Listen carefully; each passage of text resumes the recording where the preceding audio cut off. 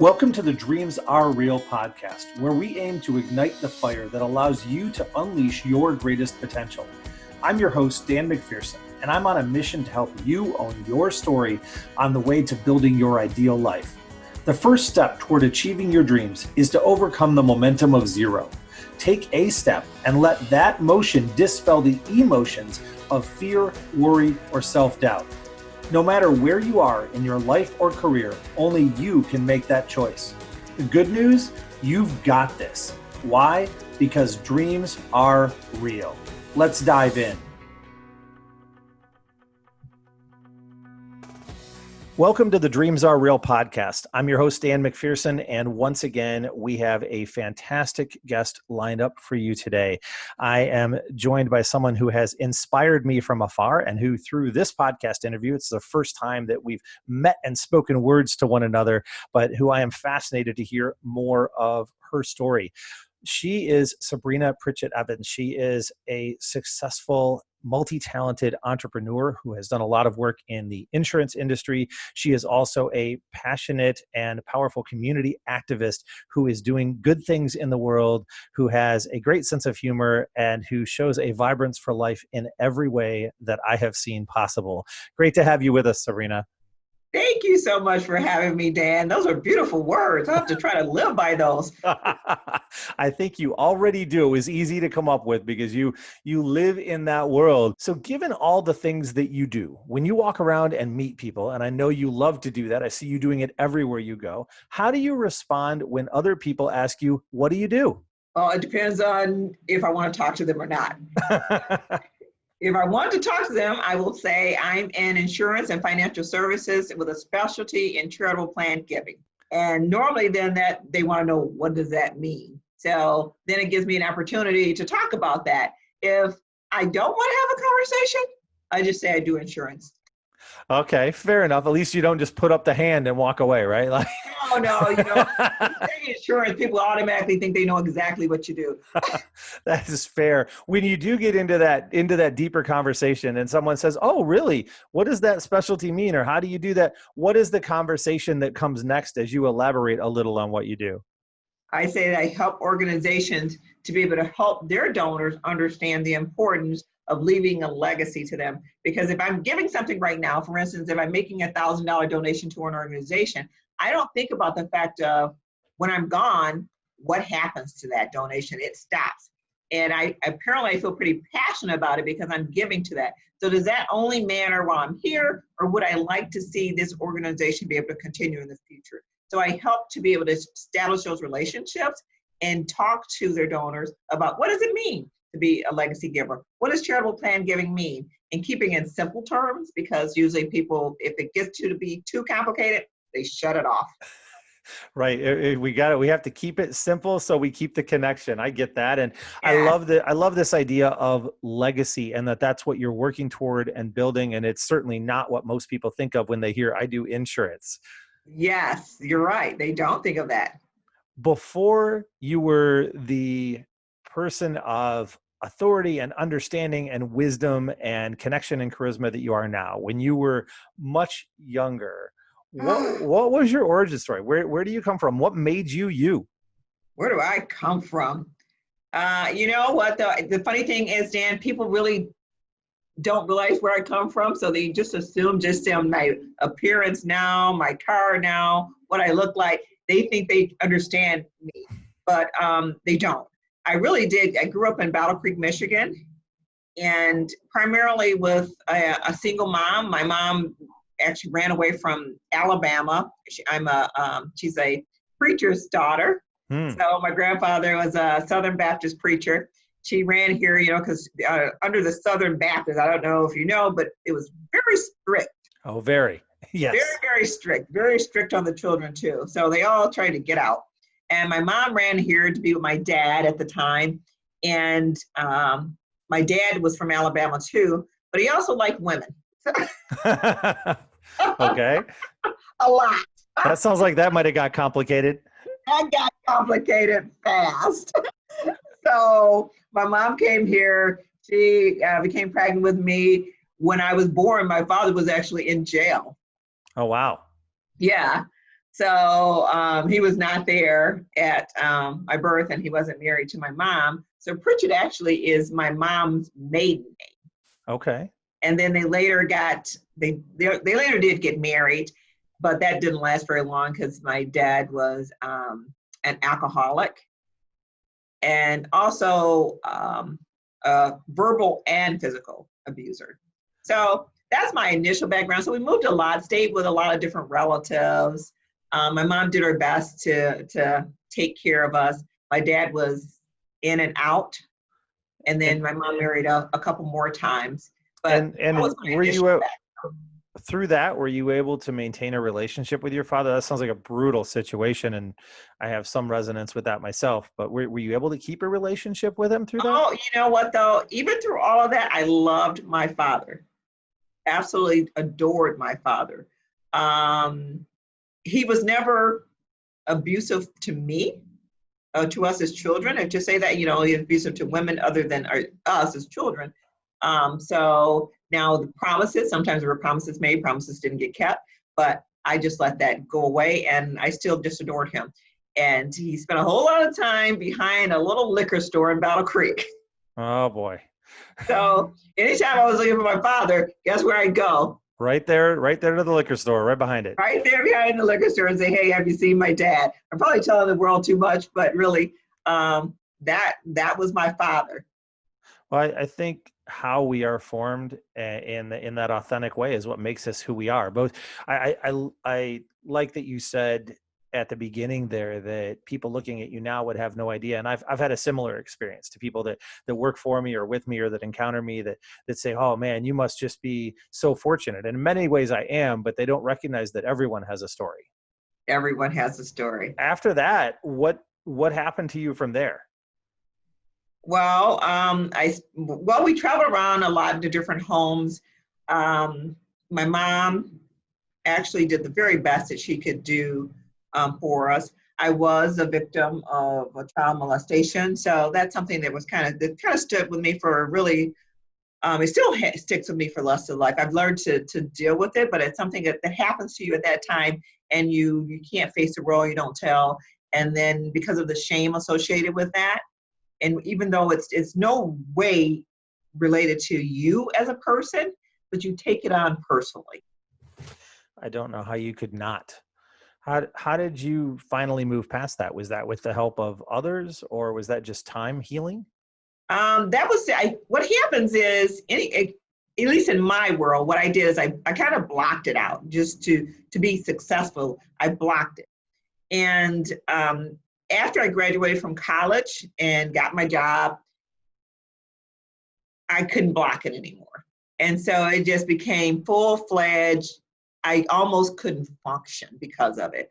I found myself like going to the bathroom, crying, the memories, the touch, the smell, everything came back, but it came back even bolder probably than what it was at the time. And at that point, I decided I needed to go get help. And so I went to counseling. That's really what I did. I went to counseling, one-on-one group counseling, which really did help me.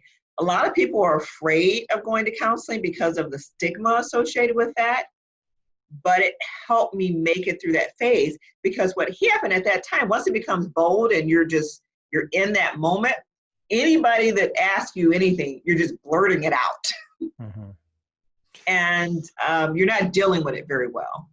So from that standpoint, once I went to counseling, I actually read my first book from Maya Angelou. I know why the caged bird sings. I love that book. That was a book that was recommended to me by my counselor, and I am so happy she did, because it calmed me at that time. And I realized that I too could be successful even if this had happened to me.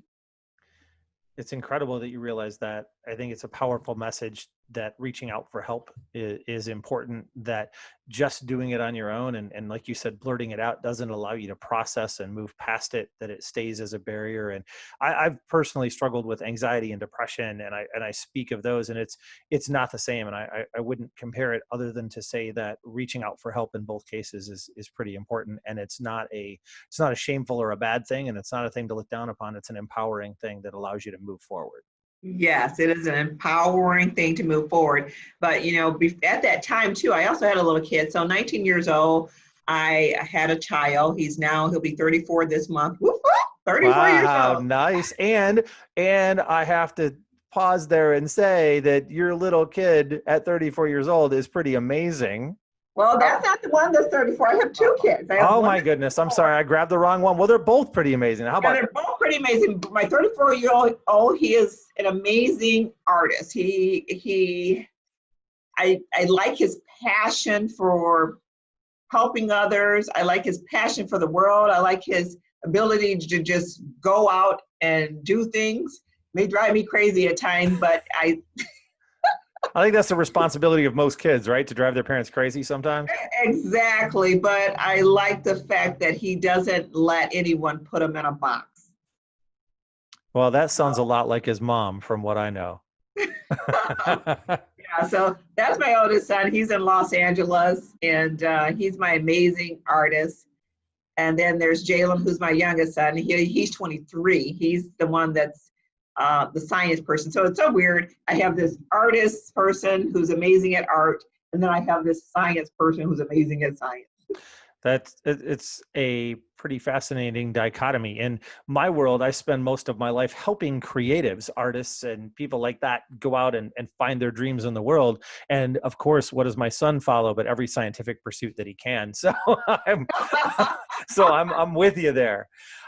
When you were younger and going through all the crazy stuff that you did you have dreams? Did you have something that you looked out and said, I want to be that? I did. I knew what I did know for sure is what I didn't want to be. Okay. I didn't necessarily know what I wanted to be, but I knew what I didn't want to be. And my driving force for success was based on where I didn't want to live the way I was living. I didn't want to not have the things that I didn't have. I didn't want my children not to have those things. I didn't want to be dependent on anyone for my ability to live, if that makes sense. I wanted to be able to survive on my own. I think that's a pretty powerful dream, especially coming from an environment that is so strict and potentially almost demands dependence to say that's my dream, to be independent and to stand on my own. That's very powerful. From there, how did you get started as an entrepreneur? I know you now, but I don't know the beginnings of that journey. Well, I had no idea. I really had no idea I wanted to be an entrepreneur. Now, my mom was an entrepreneur herself. She owned a beauty shop. My grandfather, in addition to being a pastor, also had a mechanic shop. So he worked on automobiles. So in his own way, he was doing his side thing as an entrepreneur in addition to being the pastor of church. And then I saw my mom also owning her own salon. Well, I got a call asking me if I was interested in opening an office. I thought, well, you know what? I really don't know what I'm doing. And I've never done this, but I'm bold enough to say I'll give it a try. You were bold enough. As you looked inside and said, I'm bold enough, did that feel scary to you, or did it just feel exciting? Yes, it was very scary. Because then guess what? They took me. They said, yes, we're going to give you a try. Whoa, they really want me? So somebody said, yes, I'm in. Yeah, they called my bluff. And so and now you had to live up to it. Now I got to live up to it, but getting that last paycheck, there's a part of you that knows that I'm getting a paycheck every other week, and I know what that amount is going to be. So when I got that last paycheck, that was a little scary. I'm like, oh my gosh, I have no idea what I'm going to be making after this. I think the first time that I worked straight commission, I felt much the same way. You could go work all the hours and it could be nothing there, or you could have a great week. That high risk, high reward environment is a very different mindset than punching the clock. Mm-hmm. So yeah, it was very scary, but I felt like at that time, there was no turning back. There was no path back. It was either I was going to be successful or I was going on to do something else somewhere else. And how long ago was that? That was 26 years ago, October 1st. Yeah, not that you've memorized that date or anything, right? October 1st, 1993. And as you think about the time between there, you've grown, you've dealt with teams. Is running a team, a company, your own world, your own business, is it different than you thought it would be? It's different than what I thought it would be. It's a lot more complicated than I thought it would be. Talking to people, I don't have a problem talking to people. Managing daily activities of people, that's a different ballgame. Okay. That's where it gets hard. That's where the rubber meets the road. Can you keep it all in front of me and manage the daily activities of other people, right? Exactly. One thing to keep yourself disciplined, another to herd the cats. Yes, it's another thing to keep others motivated to be able to get what they need to do on a daily basis so that you can do what you have to do to run a successful business. And throughout that time, was there ever a moment that you would say, that's my defining moment as an entrepreneur? Like this is the inflection point that I hold on to. You mean from the point of running a team? Yeah, running a team, or running even really anything. Thinking about your entrepreneurial journey, which is pretty significant at this point. Is there any moment that just stands out to you and you say, that was the inflection point? That was that was a turning point that made a huge difference in my world. I think the inflection point with me would be the point of realizing that I was doing a great job on my own, if that makes sense. So I could go out, I could produce, I could sell, I could do all these things, but there's only one me and there's only so much you can do with one you. And so from that sense, realizing that in order for me to be able to succeed at a higher level, I had to start to give up control. Ooh. Yeah, and I like control. That you had to pry your own fingers off of that tight grip, right? Pry my own fingers off, but then also let people make mistakes. And then deal with what happens when they make those mistakes. That's tough because you know what? My name is on that sign. But in order to grow, I have to be able to let people, like a piece of clay, become their own artwork under my guidance, but they're going to make mistakes. You're going to have to chip away at some things and say, that's okay. We're going to be okay. I know you just got yelled at. I know they just cut one into you because they'll cut one into you. But we're going to be okay.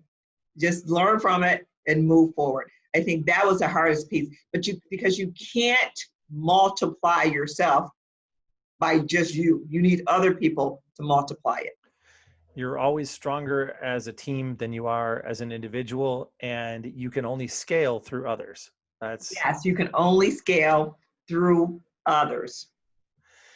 It sounds from the tone that you describe all of that with, it sounds like that development of others, while figuring out that you needed it may have been an inflection point, that it's also very rewarding to you. Yes, it's very rewarding to me, and even with that, it's like, some days I feel like I'm doing a great job. Some days I feel like, wow, I just failed at that. I think one of our recent guests said that the one clear thing you can know in the entrepreneurial journey is that you're going to fail a whole bunch of times, and you're never going to get quite used to that feeling. Yeah, you're never going to get, I tried everything. Okay, maybe I need to pay more. Maybe I need to pay less. Maybe they need to work less. Maybe they need to work more. Oh, well, I read that if you start a new person, especially a millennial, you should start them on a Tuesday. Don't start them on a Monday. Any combination we can find to create magic and somehow make the system work better, right? Exactly.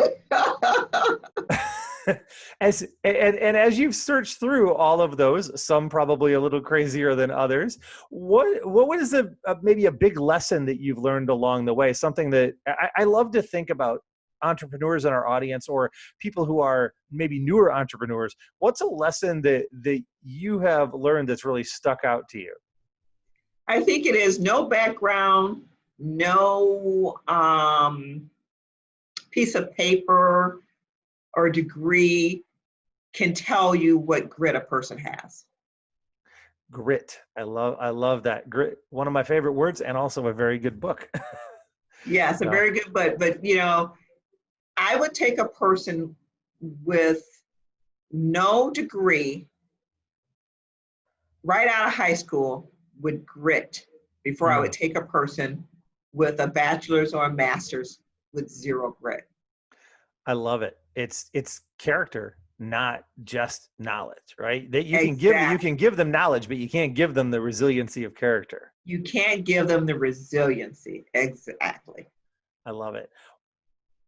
I'm sure there are many, as there are for most of us, but what is something that you really wish you'd known when you started?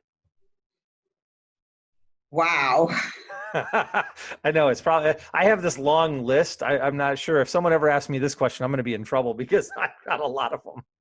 I think that one thing that I wish I would have known when I first started is the importance of multiplying myself. Okay.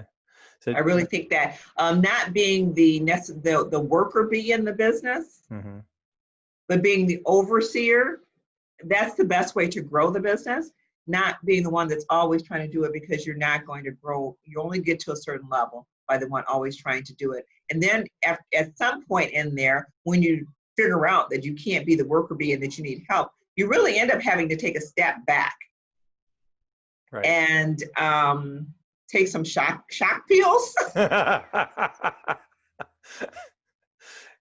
into reality, shock pills into reality, and realize that in order to move forward by several steps, you got to step back a couple. Yeah, not the easiest thing to do for people who are built from the ground up to charge forward and be doers, right?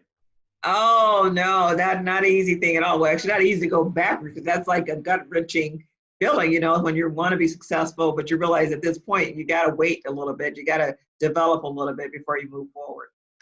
Yeah, that's a common struggle, and one that is, I wish there was a magic pill to overcome that initially, but it seems to be a lesson that most have to learn by going through the pain. Yes. As you think about all the different resources that you've encountered over time, whether it be books or people or programs or anything like that, are there any resources that have made it easier for you and that you might recommend to other entrepreneurs to say, look at this and it'll have a message or a help for you and make your life easier? Yeah, there was one book that I read a long time. It's Tracy, last name Tracy. Change your thinking, change your life.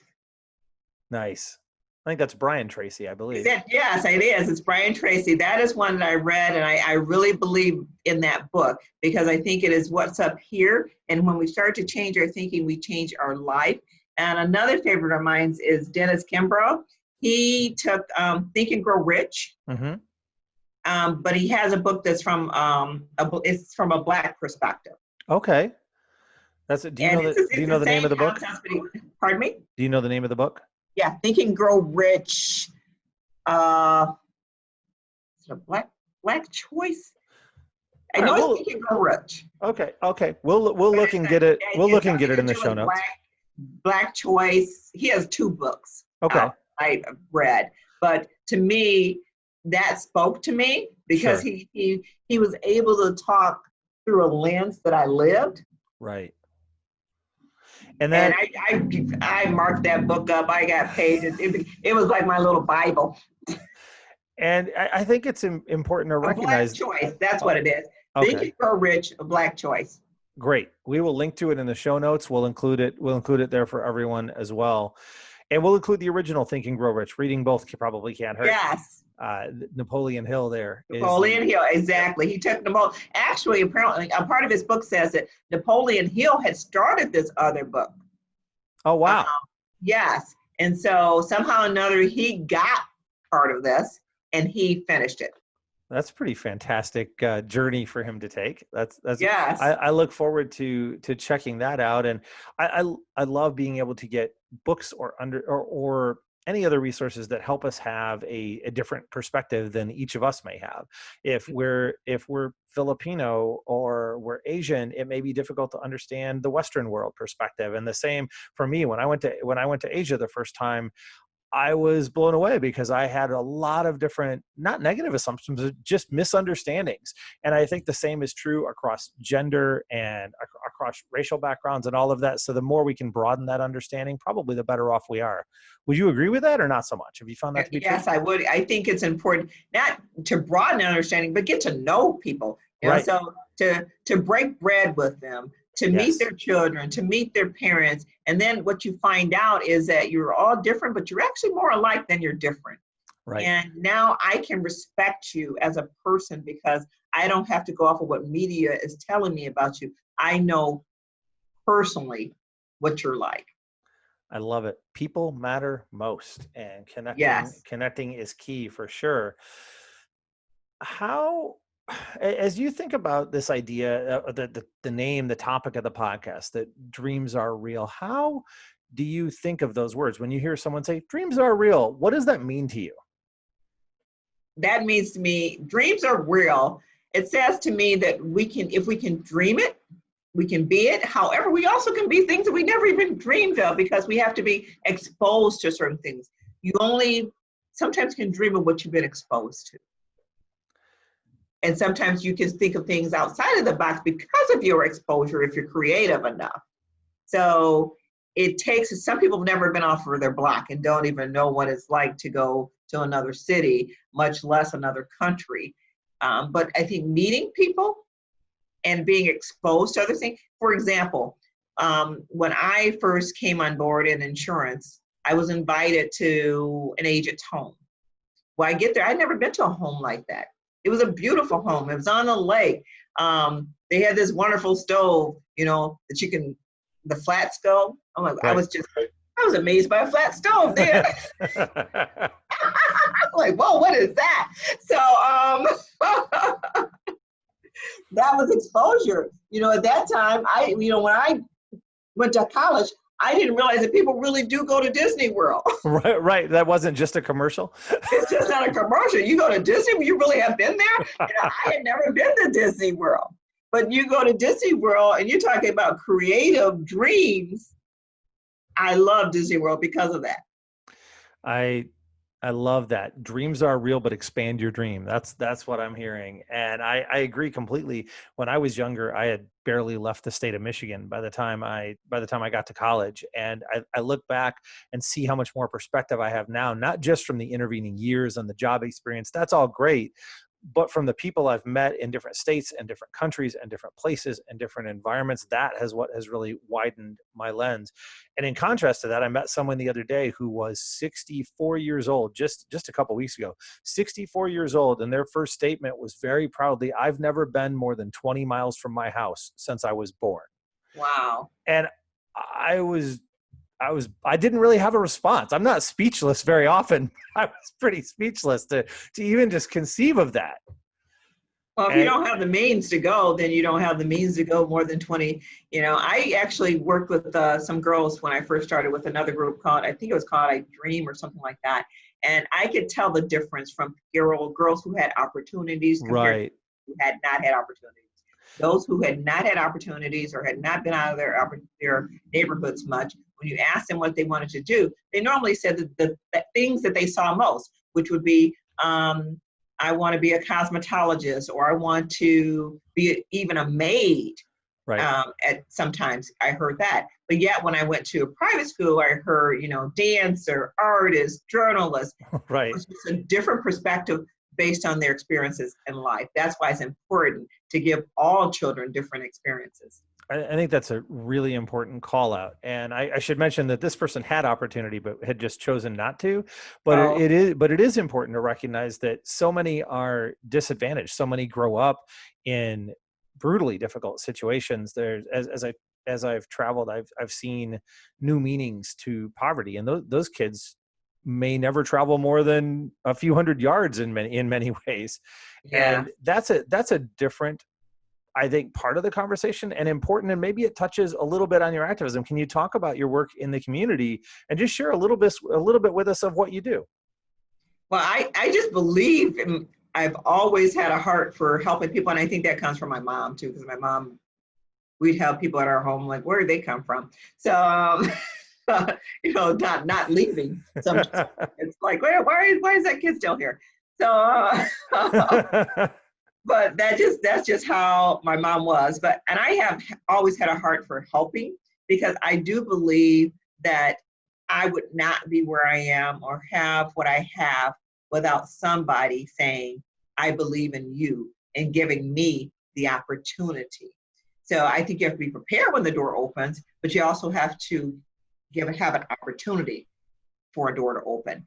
And so to be able to give back to a community that does so much for me, it just brings me joy. So I'm involved in lots of things. Children, actually, that's the one thing that I'm really passionate about, is children and our African-American boys, because I have 2 young men. I'm passionate about that, and some of the laws or policies or lack of policies which have caused disparate treatment for our boys. But I think we can sit back and we can talk about what's wrong with this world, or we can get out and get busy and get to fixing things. So I can't change the whole world, but I can change my little piece right here. And that's what I'm working on. And I think collectively, if we work together, we can make big changes. I agree more than wholeheartedly. In fact, for those who are listening, my North Star is a belief that by working and changing the lives of creatives and entrepreneurs, many of whom were less fortunate when they were younger, that we will inspire generational change that will decrease poverty, hunger, both especially among children, which has been a passion of mine and my son's for sure, human trafficking and more.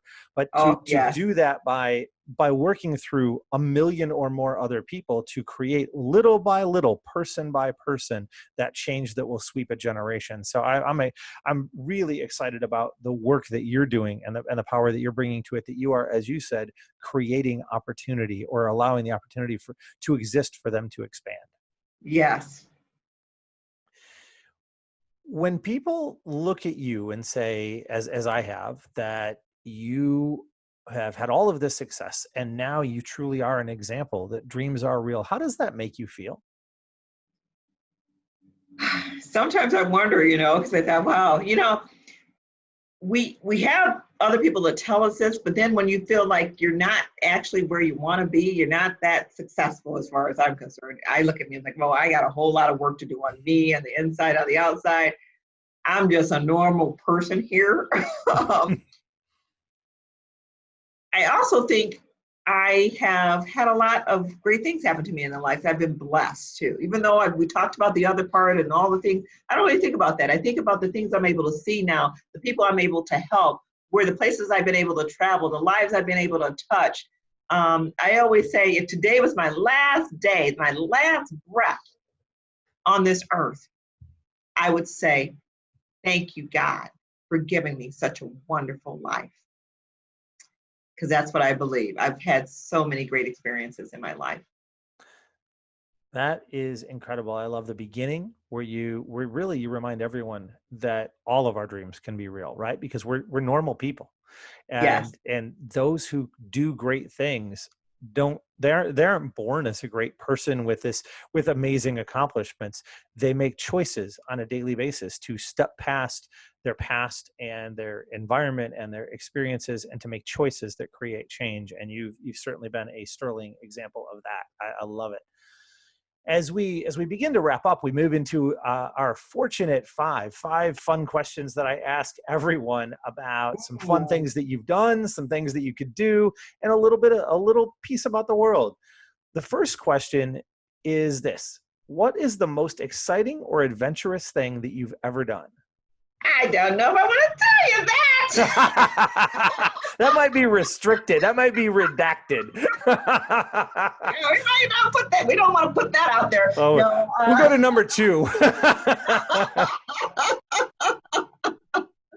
the most exciting and adventurous thing I did. You know, my husband, when he doesn't even like to talk about it, I would say I took a motorcycle ride from a complete stranger in Colorado through the mountains up to Pikes Peak. And it was the most beautiful ride that I had ever been on in my life. I met the guy at Bravo's restaurant. I was trying to go there. He goes, hey, I can give you a ride. I'm like, oh, sure, I'll take a ride. I've never been on a motorcycle before, but I'll take this ride. So, I mean, what could go wrong? You meet a stranger at a restaurant, you get a motorcycle. What could go wrong with that on a motorcycle ride through the mountains? That is, that's incredible. I have this great visual, and I've been there to Pikes Peak, so I could just see you going up the mountain. I'm sure it was a beautiful, beautiful ride. It was the most, actually. So here I am, you know, on this motorcycle. I got my hands around this guy, a white guy, bearded white guy, older white guy, and on his, I think he had a Harley. It was a very nice motorcycle. My very first experience was the best motorcycle ever, and I am just taking in the beauty. And I literally said, I prayed in my head, Lord, if this is my first and my last motorcycle ride, at least it was a beautiful one. That's right. That's the great freeing mind. And you're like, hey, look, at least it's great. At least it was a beautiful one. So since then, have you wandered around looking for guys for motorcycle rides occasionally, or is that a one-time occurrence? That was a one-time occurrence. I have never, ever been on a motorcycle again in my life. That was all I needed. And I've never came across the guy again. I wouldn't even know him probably if I bumped into him. He gave me the most beautiful motorcycle ride ever. That's incredible. As you think about all the things you're good at, what is something that you wish you were good at but aren't yet? What do I wish I was good at but I'm not? I wish I was better at relaxing. that from every post I've ever seen, I think that is fair. That is, I don't know. I see you try to relax. I'm not sure I've seen you actually just mellow.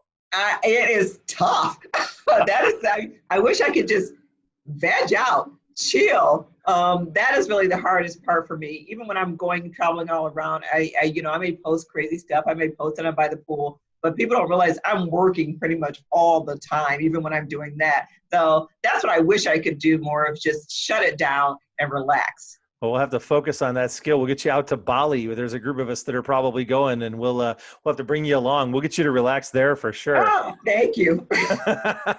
What is the best meal or food experience you've ever had? Now, you post about food that's pretty incredible from time to time. So I'm a foodie. So I'm ready for this answer. Oh my gosh, I am a foodie. I like all kinds of food. I will try out, but my favorite is steaks. My very favorite are steaks. And I would say, gosh, I don't even remember the name of this restaurant. We were in Cincinnati, Ohio. I believe it was downtown Cincinnati, and went to the steakhouse, and that was the best steak I have ever had in my life. It was a bone-in ribeye. It was nicely flavored, just melt in your mouth. Oh, I still dream about that steak. You look like you are there right now. You're like, you're going to get some steak. You're going to get steak for dinner, aren't you? I see it coming. It was delicious. You know, I like fine dining too. I'm not a burger joint place, even though my husband is a burger joint place. I'm not really a burger joint place or a hole in the wall type place.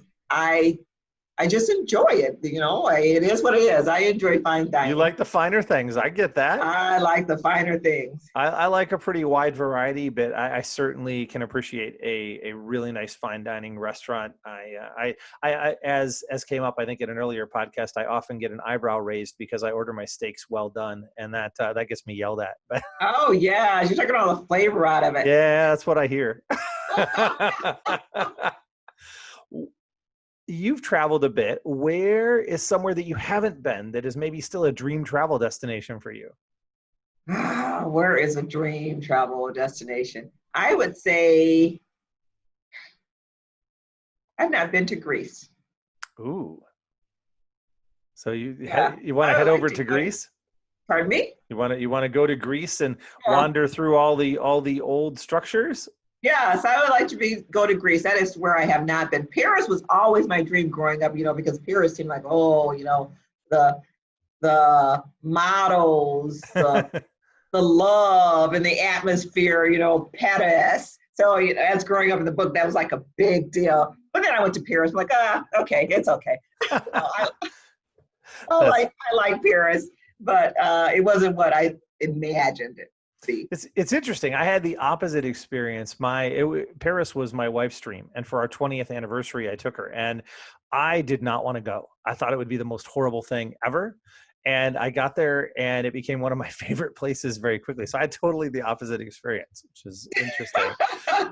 We also share the Greece piece, though, because my son has indicated pretty clearly that he thinks he should have a graduation present from high school, and that should be a trip to Greece and Rome. And I've explained to him that might not be how graduations work. Now, graduating from where? Right, yeah. From high school. That's what he said, look, we go on a trip every few years. It's my turn. And I'm like, I don't know that's how that goes. That's a pretty fancy one right there. Right. Well, he's pretty committed. I told him, if you're really committed, go earn some money and we'll talk about it. Right. That's right. When we think about a bigger world picture, and we think maybe for the future and inventions, what is something that you hope or believe will be the most exciting invention of the next 30 years? The most exciting invention over the next 30 years. Well, it's probably coming that it doesn't take me, I won't be living, so I won't be going to my home at that time. But if it did take me 30 minutes to get to my home, I'd like to be able to get there in probably 5 minutes. If I could get something that, just hovers over everything else and stops me right in front of my door, that would be cool.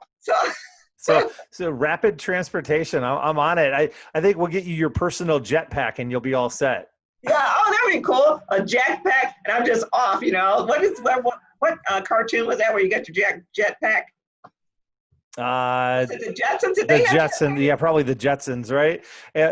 You have that, or you could do the Star Trek transporter, and then it's only a couple seconds, but you have to re-scramble your whole self, right? Scotty, beam me up. That's right.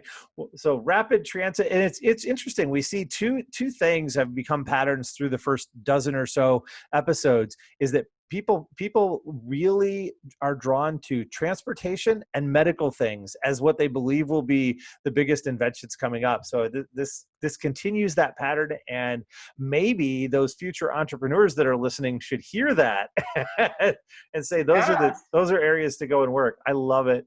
I've really enjoyed our conversation. I'm so appreciative to have had you here. As we finish out, is there a certain thought or message that you'd like to leave with our audience?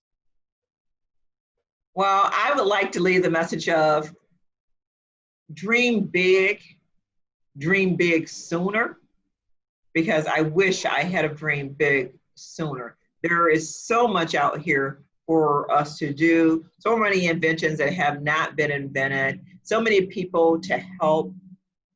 Don't think small, think big, and bigger, because even if you miss the mark way up here, you probably went a lot higher than you would have ever expected.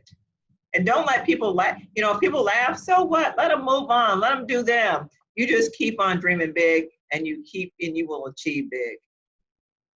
I love it. Where, if our audience is looking for you, looking to connect with you, where can they find you in the whole wide world? And is there anything you're working on that you'd like to share with everyone? Oh, I just started a new Facebook page.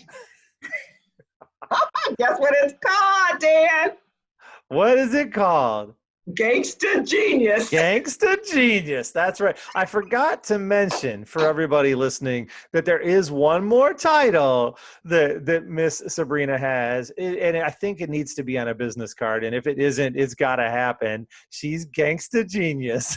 Gangsta Genius, and it is all about living a life of significance and leaving a significant legacy. What impact are we making on a day-to-day basis in others' lives? So what are we doing? And sharing that information, because I think gangsta is about helping other people. If you do that, in my eyes, you're gangster genius. That is awesome. Any other places they should find you online, or is that the main spot where where you'll be? Well, I mean, I guess I'm kind of old school because I don't have the Twitter. Right? That sounds really bad, didn't it? That's all right. You market by being who you are, by broadcasting your energy into the world. You don't need Twitter. Yes, I don't need Twitter. They can also email me at sabrina.pritchett-evans.gh1k@statefarm.com. That's an email address to be able to reach me at, or my personal email address, which is pritchett-evans@yahoo.com. If anyone wants to reach out to me, have a conversation, I like to have coffee with people, talk to people. I'm big on that.